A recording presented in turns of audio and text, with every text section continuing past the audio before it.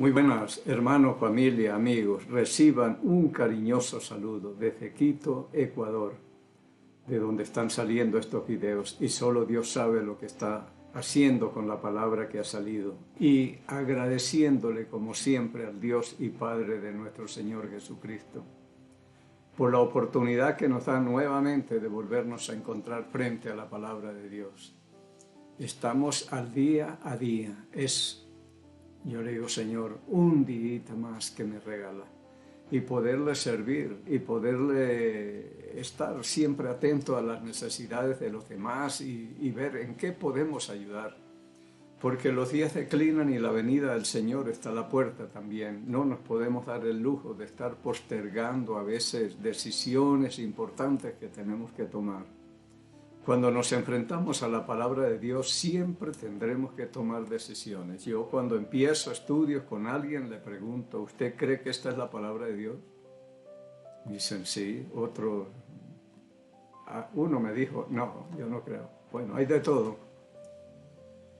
Pero no es lo más importante creer, sino saber que verdaderamente es la palabra de Dios, y esto se logra después de 30 años o más de estudio de la palabra de Dios. Y les pregunto, ¿leen algo? ¿Entienden? Nada. Pero los que me dicen, sí, yo creo que esta es la palabra de Dios, le digo, yo le pregunto esto porque más adelante usted tendrá que tomar decisiones y ahí lo voy a probar si verdaderamente son de los que creen que esta es la palabra de Dios o no. Porque Dios es confiable, Dios es verdadero, Dios es justo, Dios es bueno, Dios es lleno de misericordia. Entonces lo que busca Dios es el bienestar nuestro. Pero si nosotros no hacemos caso, seguimos en las mismas. Así que cuando llega el momento de decir, esto fue lo que dijo Jesucristo para la salvación, entonces no, hasta ahí llegamos. Creen en Dios, pero no le creen a Dios, que es la gran diferencia. Bueno, hoy llegamos nuevamente, estamos en el libro de los Hechos del Espíritu Santo, porque vemos la obra del Espíritu Santo en estos hombres extraordinaria. Cómo tomó a estos hombres y los transformó en unos instrumentos, como es el apóstol Pablo, el único que Jesús le dijo aquí en el capítulo 9, versículo 16, creo que es, donde dice, porque yo le mostraré cuánto le es necesario padecer por mi nombre. El 15 dice, porque instrumento escogido me es este para llevar mi nombre ante reyes, ante los gentiles y ante el pueblo de Israel. Y yo le mostraré cuánto le es necesario padecer por causa de mi nombre. Y cuando el Señor dice eso, es serio. Él habla verdad. Yo he aprendido que Dios no está con bromas, que tiene muy buen sentido el humor y está en chistes. Olvidémonos de eso. Dios es un Dios que exige, pero que cumple. Y que lo que dice es verdad. Si no fuera verdad, entonces, ¿en qué estamos confiando o en quién estamos confiando nosotros si es una persona igual que nosotros? Pero no, Él es sí y amén. Lo que ha dicho es verdad. Muy bien, hoy seguimos en el libro de los Hechos, en el capítulo 9. Ya vimos hace 8 días todo lo que Pablo habló, todas las cosas que hacía, lo que era, pero ahora es otra cosa. Eso ya quedó en el pasado. Ahorita él se va adelante. Y aquí vamos a ver, pero pidamos la bendición del Señor. Padre, en el nombre de Cristo el Señor nos acercamos en este tiempo, muy agradecidos por su gracia y misericordia para con nosotros, porque no han decaído. De lo contrario, este mundo estaría convertido ya en un cementerio. Porque es mejor tu misericordia que la vida, dijo el salmista en el Salmo 63, versículo 3. Padre, gracias por la palabra, que es limpia, que es pura, que es lámpara, que es luz, que alumbra nuestros caminos, Señor. Es una bendición tremenda, Señor, esta palabra. No todos la disfrutan ni le encuentran gusto, como decía el salmista, es como oro y miel que brota del panal. Para él era una delicia esto, pero no para todos. Qué difícil es que cojan la palabra y puedan ellos mismos alimentarse. Y Padre, que la palabra hoy corra y sea glorificada, Señor, y que su Santo Espíritu y el Espíritu que mora en cada creyente, Él sea el Maestro que en este día nos enseñe, nos recuerde y nos guía toda la verdad, pidiéndole y agradeciéndole estos favores por el nombre y los méritos de Cristo, el Señor. En el capítulo 9 del libro de los Hechos, donde dejamos a Saulo de Tarso, le voy a leer unos 2 versículos acá. Capítulo 9, versículo 22. Pero Saulo mucho más se esforzaba y confundía a los judíos que moraban en Damasco, demostrando que Jesús era el Cristo. 23. Pasados muchos días los judíos resolvieron en consejo matarle. En el 29, y hablaba denodadamente en el nombre del Señor y disputaba con los griegos, pero todos procuraban matarla. Es decir, de aquí parte Saulo de Tarso con sentencia de muerte, porque va a haber una persecución contra él terrible. Pero Dios dijo, yo le mostraré cuánto le es necesario padecer por mi nombre. Y desde aquí ya comienza a ser perseguido. Pero digo yo, ¿cómo se cambian los papeles de rápido? Toda la gente que lo apoyaba, lo admiraban, eran sus amigos y le dieron cartas, dándole autoridad para que pusiera preso a cualquiera que invocara el nombre de Jesucristo y todo. Extraordinario era Saulo de Tarso, pero una vez que Dios lo transformó y lo convierte de perseguidor a perseguido, todo el mundo se le vino encima. Ya no es el amigo, ya no es el hombre importante, no es el hombre admirable, ni nada. Todo esto pierde valor, como hemos hablado. Ahora procuran es matarlo también. Tremendo, ¿cómo somos nosotros? El único que se mantiene fiel es Cristo. Y a pesar de lo que somos y lo que hacemos muchas veces. En el versículo 30 dice, cuando supieron esto los hermanos, le llevaron hasta Cesarea y lo enviaron a Tarso, cuando supieron que estaba en peligro aquí, que lo buscaban para matarle. El 31, entonces las iglesias tenían paz por toda Judea, Galilea y Samaria. Claro, ya ahora el que los atacaba, ahora la defiende.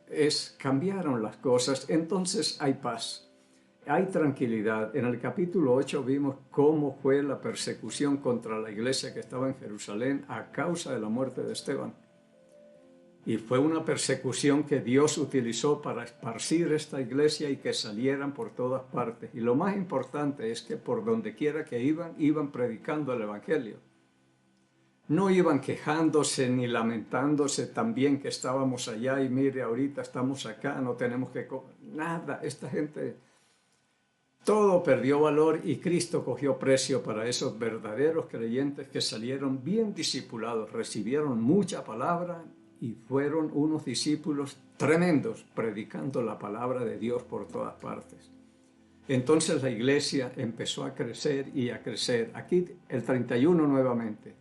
Entonces las iglesias tenían paz por toda Judea, Galilea y Samaria y eran edificadas andando en el temor del Señor.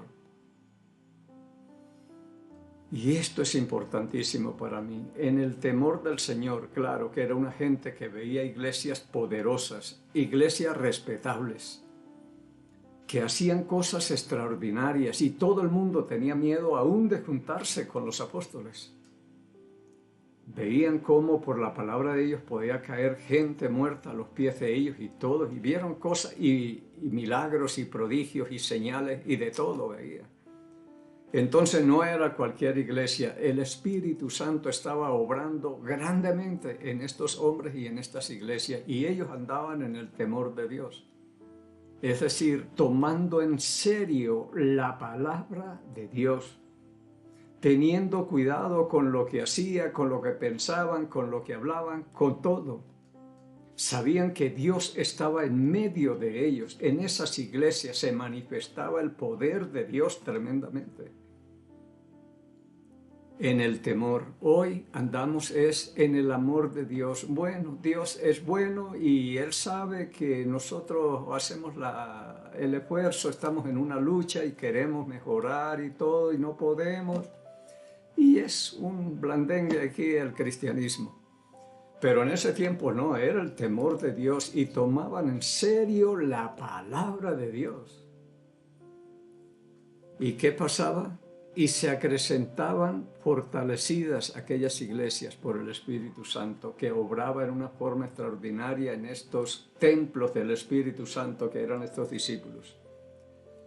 Entonces crecía. ¿Por qué? Porque todos hablaban la palabra de Dios. No es que iba Dios llenándoles acá. Ellos iban hablando la palabra y Dios, el Espíritu Santo, convencía y añadían cada día a la iglesia los que habían de ser salvos.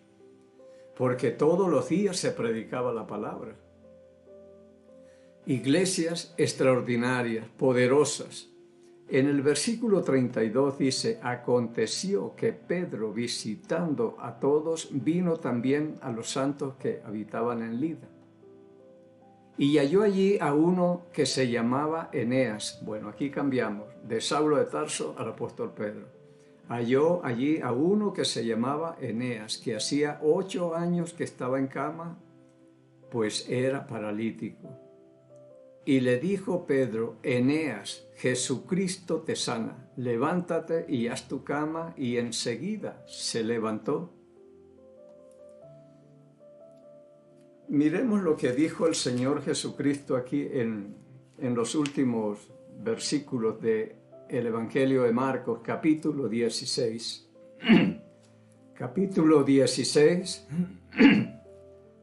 vamos a leer desde el 15, y les dijo, id por todo el mundo y predicad el Evangelio a toda criatura. El que creyere y fuere bautizado será salvo, mas el que no creyere será condenado. Y estas señales seguirán a los que creen. En mi nombre echarán fuera demonios, hablarán nuevas lenguas, tomarán en las manos serpientes, y si bebieren cosa mortífera no les hará daño. Sobre los enfermos pondrán sus manos y sanarán.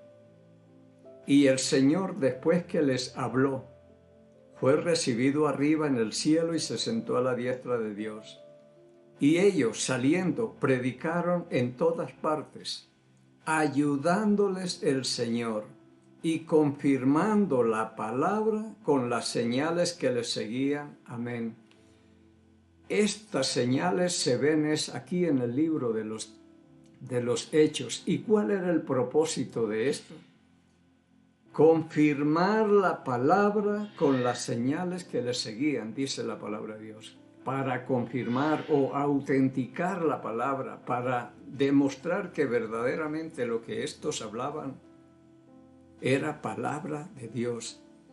Y Él les ayudaba. En el libro de los Hechos, ya que me acuerdo por acá, en el libro de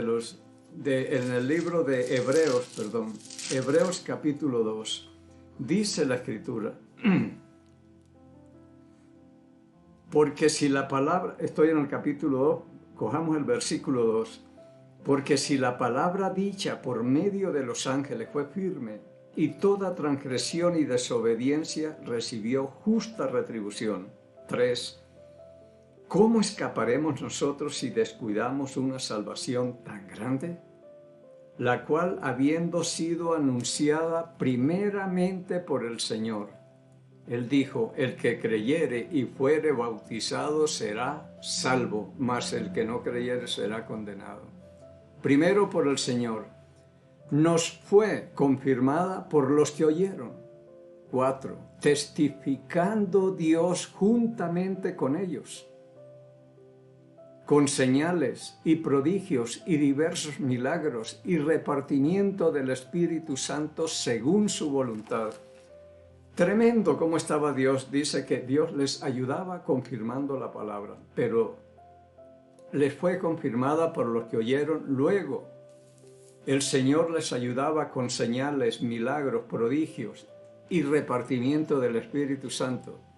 Yo veo extraordinario todo esto porque no es que Cristo ascendió y se sentó a la diestra del Padre a descansar y todo. Recuerde que Él es nuestro mediador, el que está intercediendo por nosotros y le damos mucho trabajo.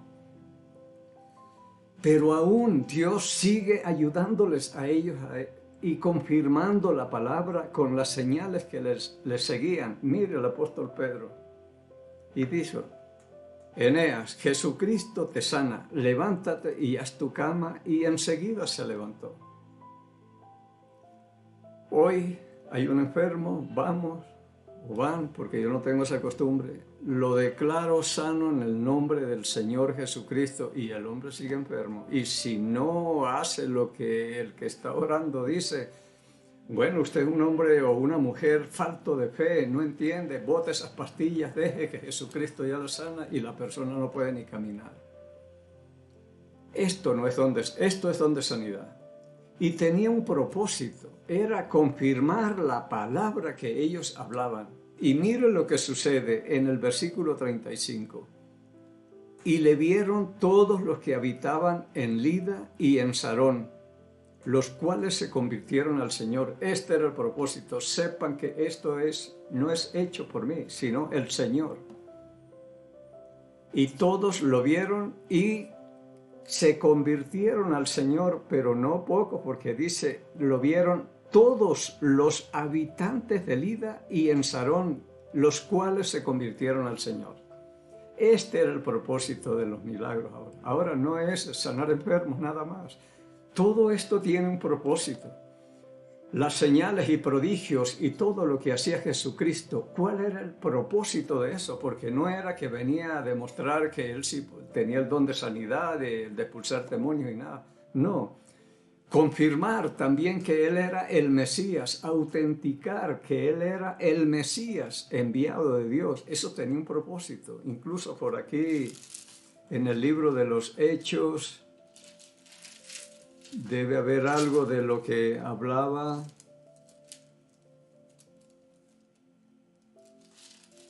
Bueno, después lo buscamos. Por aquí está. Hechos capítulo 2, versículo 22. Pedro, cuando vino el Espíritu Santo y unos decían, estos están ebrios, están llenos de mosto y todo esto, y algunos se burlaban. En el versículo 22 dice, varones israelitas, oíd estas palabras, Jesús Nazareno, varón aprobado por Dios entre vosotros, con maravillas, prodigios y señales que Dios hizo entre vosotros por medio de él, como vosotros mismos sabéis. Esto con señales y prodigios, varón aprobado. Este es el Mesías de Dios, y los milagros y todo lo que hizo tenía un propósito: autenticar su mesiasco.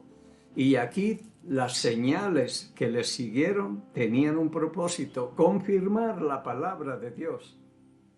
Dios les ayudaba confirmando la palabra de Dios con señales y todo, y repartimiento del Espíritu Santo. Así que aún Dios sigue trabajando aquí con nosotros todavía. Pero extraordinario, y se convirtieron todos cuando vieron eso. Ese es el propósito. Me han llamado para que ore por un enfermo. Una vez estuve con uno que estaba con un cáncer terminal y estaba prácticamente en los últimos días. Llegué a predicarle el Evangelio. Usted, lo que primero necesitamos aquí es la sanidad espiritual. Asegure la vida eterna, porque esa es la que está en juego y no tiene muchos días ni nada. Me senté en una sala donde habían como 10 personas que vinieron a visitar al enfermo, y yo empecé a predicarles a todos. De pronto una señora se pone en pie y me dice, oiga, pero usted sí habla muy feo. Dije, bueno, yo estoy hablando lo que dice las Sagradas Escrituras, y quizás eso no les guste a ustedes y piensan que soy yo o algo. Bueno, de pronto otra señora se levanta, y el enfermo se llamaba Eduardo. Se llamaba porque ya se fue. Y ella le dice, Eduardito, yo te declaro sano en el nombre del Señor. Y eso fue un amén tremendo y casi aplausos y de todo. Eso era lo que querían escuchar. La esposa de Eduardito se puso de pie y me dice, pastor, mejor es que se vaya. Si lo necesitamos lo volvemos a llamar, pero mejor es. Con mucho gusto, bendiciones, y me fui yo. A los pocos días el hombre murió, sanito, como lo declararon, pero murió. Y ese no es el propósito. Aquí hay que hablarles es de la eternidad que está en juego. Pero eso es lo que quiere la gente escuchar. Ahora, veamos otro milagro que sucede acá, otra señal que hace el apóstol Pedro. Y mire, Pedro, uno se admira cómo en el libro de los Hechos es otro hombre completamente transformado por el poder de Dios.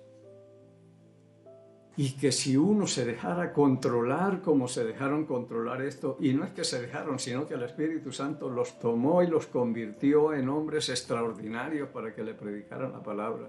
Hombres sin temor de nada, comprometidos al 100% con la verdad, sin comprometer la palabra ni nada. Es un hombre extraordinario, pero esa es la obra del Espíritu Santo. Dice en el versículo 36, había entonces en Jope una discípula llamada Tabita, que traducido quiere decir Dorcas. Esta abundaba en buenas obras y en limosnas que hacía. Y aconteció que en aquellos días enfermó y murió, y después de lavada la pusieron en una sala. Murió Tabita o Dorcas. El 38, y como Lida estaba cerca de Jope, los discípulos, oyendo que Pedro estaba allí, le enviaron 2 hombres, y rogándole no tardó en venir a nosotros. Levantándose entonces Pedro fue con ellos, y cuando llegó, le llevaron a la sala, donde le rodearon todas las viudas llorando y mostrando las túnicas y los vestidos que Dorcas hacía cuando estaba con ellas. Qué importante es que en un velorio llegue un poco de gente, viudas, huérfanos y toda esta gente que Dios dice que no los desamparemos ni nada. Y mostrando las cosas que hacía, mire los vestidos que me hizo, mire esta falda, mire lo que me regaló estos zapatos, lo que tenemos vestido, ella nos regaló, nos hizo y se dedicó a hacer una obra extraordinaria de servicio, ayudar a los hermanos y todo lo demás, aquellas que tenían necesidad. Quizás, no sé si sería costurera y ella misma, a ver, le tomo la medida y se va a vestir bien o alguna cosa. Lo más importante es que llevaban y mostraban lo que ella les daba cuando estaba todavía con ella, con nosotros. El 40, entonces, sacando a todos, Pedro se puso de rodillas y oró. Y volviéndose al cuerpo, dijo, Tabita, levántate. Y ella abrió los ojos, y al ver a Pedro se incorporó. Pero me gusta lo que hace Pedro acá, dice, Tabita, levántese. Y ella abrió los ojos, y al ver a Pedro se incorporó. Voy a leer el 40 todo. Entonces, sacando a todos, Pedro se puso de rodillas y oró. Y volviéndose al cuerpo de Tabita, le dijo, al cuerpo dijo, Tabita, levántate. Y ella abrió los ojos y al ver a Pedro se incorporó. Pero esto es lo que hace el Espíritu Santo. Levántate, levantar, no es tumbar gente, como hemos hablado en algunas veces. Que en algunas congregaciones dicen que el Espíritu Santo está tumbando gente. Esa no es la misión del Espíritu Santo. Aquí es de levántate. Cuando en el capítulo 2 de Ezequiel el Espíritu Santo le iba a hablar a Ezequiel que había caído como muerto y estaba ahí de rodillas y todo, dice el Espíritu, levántate. Y le habló, pero puesto de pie y dijo, esto es lo que hace el Espíritu Santo. Levantar.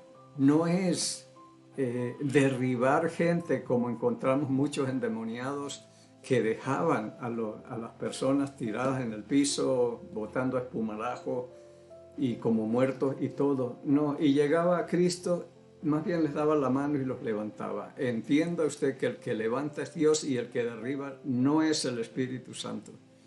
Porque muchas veces sanidades y cosas así se le pueden estar atribuyendo cosas que no está haciendo el Espíritu Santo y se le pueden atribuir a Él, como pasó con la blasfemia. Cristo hacía las señales y prodigios y todo. Y le dijeron, por el poder de Belcebú, o el príncipe de los demonios, expulsa a los demonios. Y era una obra del Espíritu Santo, y atribuirle al Espíritu Santo una obra de Satanás es la blasfemia o el pecado imperdonable. Entonces, esas cosas las va uno entendiendo aquí en el libro de los Hechos. En el versículo 41, y él dándole la mano la levantó. Entonces, llamando a los santos y a las viudas, la presentó viva. Esto es muy notorio y tremendo, el 42. Esto fue notorio a toda Jope y muchos creyeron en el Señor. Este era el propósito de estas señales y prodigios que dijo el Señor. Estas señales seguirán a los que creen. Y esto será para autenticar la palabra que ustedes hablen. Imagínense si el apóstol Pedro, con estas dos señales que hizo, dirían, pero extraordinario, no, aquí está Dios en medio de ellos y está con estos hombres, y les creían y les seguían y se convertía la gente y la iglesia iba creciendo en gran manera. Pero porque Dios, el Espíritu Santo, tenía el control de estos hombres y hacían exactamente lo que el Espíritu Santo les daba que hicieran. No era cualquier cosa lo que tenían que hablar, sino el Espíritu les daba lo que tenían que hablar. En el 42, aconteció que se quedó muchos días en Jope, en casa de un cierto Simón Curtidor. Por ahí era donde moraba Pedro. Y llegamos aquí al final del capítulo 9 y vamos a comenzar después con el 10, con Cornelio, el primer gentil que se convierte aquí. Y es muy importante, si nosotros somos hombres y mujeres que predicamos la palabra y enseñamos y testificamos, este pasaje es muy importante. Y todos, pero este me gusta a mí mucho por los ejemplos y testimonios que vamos a ver acá. Y cómo hay gente haciendo mucho más cosas de las que Dios exige para la salvación.